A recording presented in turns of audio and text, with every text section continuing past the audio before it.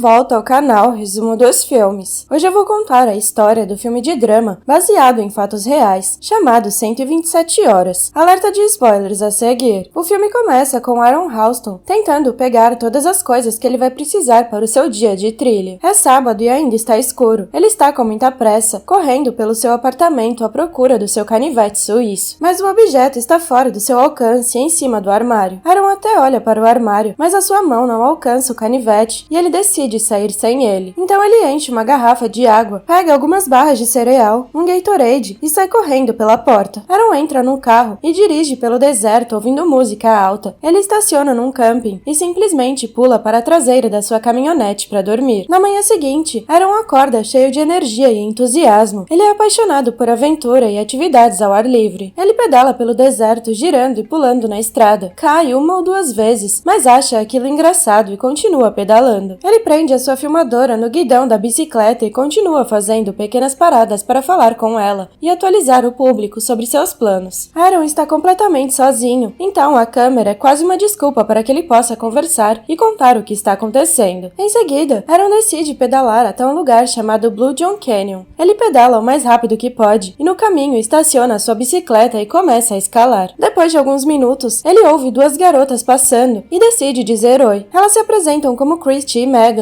Estão claramente perdidas. Elas olham confusas para um mapa, mas não conseguem decidir para onde ir. Então, Aaron se apresenta e diz que pode ajudá-las. Ele pergunta para onde elas querem ir e elas dizem que gostariam de chegar na cúpula. Então Aaron diz que pode levá-las até lá. Os três começam a caminhada, mas Aaron diz que se elas estão dispostas a ir até a cúpula, ele conhece um lugar melhor para escalar. Elas acham aquilo meio estranho, mas como gostaram dele, as duas decidem aceitar a sugestão. Depois, Aaron, Megan e Christy estão escalando em uma fenda pequena e Aaron diz a elas que tudo vai ficar bem. Em seguida, ele apenas solta a parede e cai. É uma cena extremamente assustadora, mas ele cai em uma linda lagoa azul e canta para as garotas para que elas saibam que ele está bem. Christy salta em seguida e depois Megan. Os três se divertem muito, pulando várias vezes e brincando com um pedregulho na beira da água. Aaron grava todos esses momentos. Ele gosta de ter um registro dos lugares que já foi e da vida louca que leva. Eles brincam na água durante cerca de 1 hora ou 2 e depois voltam a caminhar. Eles acabam indo por caminhos diferentes, mas antes, Aaron pergunta se vai vê-las novamente. Então elas dizem que vão dar uma festa na noite seguinte e que ele poderá encontrá-las procurando por um Scooby-Doo inflável gigante que estará do lado de fora da festa. Ele diz que estará lá e depois vai embora. As garotas riem uma para a outra porque Christy tem uma quedinha por Aaron. Em seguida, Aaron começa a se aventurar sozinho, então ele se depara com um desfiladeiro bem pequeno, onde ele decide escalar. Ele salta por cima de uma brecha e entra na caverna. Depois ele sobe por alguns minutos e vê uma grande queda e uma rocha no topo do penhasco. Ele chuta a rocha para ter certeza que ela está estável e tenta escalar a queda usando a rocha como apoio. Mas quando ele se apoia, a rocha se solta e como ele está agarrado a ela, ele cai em sua direção. Ele cai uns 15 metros para dentro do canyon e a rocha cai junto, em cima do seu braço, que fica preso entre a rocha e a parede do canyon. Há um pouco de sangue, mas o grande problema é o seu braço, que claramente não vai sair dali. Então Aaron tenta empurrar a pedra de todos os ângulos possíveis e não consegue. Ele tenta soltá-la, mas a pedra não se mexe. Ele puxa o seu braço com toda a força para tentar arrancá-lo, mas é totalmente inútil. Desesperado, ele grita o mais alto que pode por ajuda, mas enquanto grita, as imagens mostram como o deserto é imenso e como aquela fenda é pequena perto de toda aquela imensidão. Ele está completamente isolado e sozinho, então ele tenta pensar em qualquer coisa que possa ter com ele para ajudar e decide desempacotar toda a sua mochila e olhar para tudo que tem ali. Então ele tenta usar uma multiferramenta para lascar a pedra, mas a sua tentativa é totalmente inútil. Daí ele se lembra que ganhou aquela multiferramenta de brinde quando comprou a sua lanterna e fica frustrado. De repente ele deixa cair a multiferramenta num pequeno buraco que não consegue alcançar e usa um galho para recuperá-la. Sem forças, ele pega sua câmera e começa a explicar o que aconteceu e como ele chegou ali. Ele diz que quem encontrar a câmera pode ficar com ela e entregar aquela fita aos seus pais. Depois ele diz o nome e o endereço endereço deles. A noite chega e Aaron tenta dormir, mas ele está congelando. A noite é longa e fria, mas Aaron ainda faz piadas para a câmera e para si mesmo para manter o seu espírito esportivo. Ele é realmente um cara que nunca perde a esperança. No dia seguinte, Aaron acorda e está consumindo a sua água bem rápido, pois ele não sabe quanto tempo vai ficar ali e o quanto ele precisa economizar. Aaron tenta usar as suas cordas de escalada para tentar fazer um sistema de roldanas para tirar a rocha de cima do seu braço, mas ele fala sozinho sobre o fato de que precisaria de muito equipamento e que as cordas da escalada são muito elásticas para fazer aquilo. Ele acha que precisaria de 8 homens fortes para ajudá-lo, porque a rocha é muito pesada. Depois de um dia cansativo e frustrante, ele usa o seu apoio de escalada para se sentar e poder dormir. Aaron começa a ter flashbacks sobre as coisas que ele gostaria de ter feito diferente na vida, e a primeira foi há alguns dias, quando ele havia ignorado a ligação da sua mãe. Ela deixou uma mensagem e ele até ouviu, mas como estava se arrumando para sair, ele simplesmente a ignorou. Ela precisava mesmo falar com ele, mas ele não responde a nenhuma ligação. Ele também se lembra de que havia ignorado uma ligação da sua irmã e pede desculpas para as duas usando a sua filmadora. Então ele diz que vai estar sempre com elas e depois para de gravar. Ele se lembra de um tempo em que ele e uma garota loira estavam apaixonados e se divertiam juntos, mas depois acabaram terminando e ela disse que ele ia acabar ficando sozinho para sempre. Chega a terça-feira e os flashbacks de Aaron começam a se transformar em alucinações. Ele nota um corvo que passa pelo céu todas as manhãs e começa a conversar com ele. Ele está com pouquíssima água e a desidratação só piora suas alucinações. Então ele tem um sonho muito vívido de uma grande tempestade vindo e inundando completamente o desfiladeiro. A inundação levanta a rocha e ele sai correndo para a casa da sua antiga namorada, mas ela bate com a porta na cara dele. Então ele acorda chorando e implorando para ela, mas depois percebe que tudo foi apenas um sonho. Aaron está começando a ficar desesperado e ele percebe que todas as lascas que ele tem feito na rocha só tem feito com que ela fique mais presa sobre a carne macia do seu braço. Ele tem mais alucinações sobre a sua família sentada em um sofá na sua frente e percebe que sente falta de todos eles, mas nunca os deixou participar completamente da sua vida. Em seguida, ele faz uma pequena sketch consigo mesmo e finge que está em um talk show sendo entrevistado. Ele brinca e diz que deveria ter dito a alguém para onde estava indo. Já é terça-feira e ele percebe que quando não aparecer para o trabalho hoje, o seu chefe vai notar. Mas que mesmo que o seu chefe chame a polícia, Aaron só se tornará uma pessoa oficialmente desaparecida 24 horas depois. Então ele fica cada vez mais frustrado. Agora ele percebe que precisa de água depois de ter deixado a sua garrafa cair e perder a maior parte da sua reserva. Então ele começa a urinar dentro da garrafa para ter algo para beber. Ele também continua tentando reumidificar as suas lentes de contato, mas os seus olhos estão ficando muito irritados. Já é quarta-feira. Aaron grava seu nome, sua data de nascimento e da sua morte na parede do desfiladeiro. Ele está ficando cada vez mais alucinado. Ele pensa na viagem que o trouxe até aqui e pensa em como ele sempre foi um solitário que preferia ser independente. Depois ele se lembra de quando filmou a sua irmãzinha tocando piano, e isso o faz perceber que se ele morrer, vai perder o casamento dela. Finalmente, ele tem uma visão muito viva do seu futuro filho, um garotinho sentado no sofá. Então ele fala com o menino e pode se ver sendo um bom pai, ensinando tudo a ele. De repente, isso lhe dá forças e ele sabe o que precisa fazer. Aaron pega um tubo de borracha e usa como torniquete. Ele amarra o seu braço e tenta usar a multiferramenta para cortá-lo, mas a ferramenta ficou tão cega por causa de toda a raspagem da pedra que ele nem sequer consegue cortar a sua pele. Então ele apenas apunhala o seu braço e bate em seu osso. Depois ele percebe que precisa quebrar os ossos primeiro, então ele usa a rocha para isso. O som é muito alto e doloroso, mas nenhum osso quebra para fora da pele. Em seguida ele usa a faca minúscula e muito cega da multiferramenta para cortar todo o tecido macio ao redor do rompimento. Há sangue por toda parte e Aaron se esforça para não desmaiar. Ele ainda precisa cortar alguns tendões, mas como a faca está completamente cega, ele decide apenas arrancá-los. Depois de cerca de 2 ou 3 minutos de cena do corte, ele tropeça para trás e fica livre. Ele está muito desidratado e sangrando, mas consegue amarrar o seu braço, estancar o sangue e sair do desfiladeiro. Ele fica entusiasmado por encontrar água no fundo do penhasco e bebe o máximo que pode. A água está meio suja, mas mesmo assim ele continua bebendo, até que vê algumas pessoas de longe e começa a chamá-las com as suas últimas forças. Eles vêm correndo e lhe dão água fresca, a qual ele bebe desesperadamente. Aaron está totalmente fora de si, entrando e saindo da sua consciência, até que ele sente uma rajada de vento e vê que um helicóptero chegou para levá-lo ao hospital. As cenas mudam entre o passeio de helicóptero e Aaron nadando em uma piscina clara e bonita com um meio braço, e depois ele vem à superfície para ver a sua família sentada no mesmo sofá em que ele os viu no canyon, quando estava alucinando. Então vemos o verdadeiro Aaron Heston, sentado no sofá com a sua esposa Jessica. Além disso, vemos que a sua premonição se tornou realidade, e que em fevereiro de 2010, eles tiveram o seu primeiro filho, um menino chamado Léo. Obrigada por assistir, não se esqueça de se inscrever e deixar o seu like.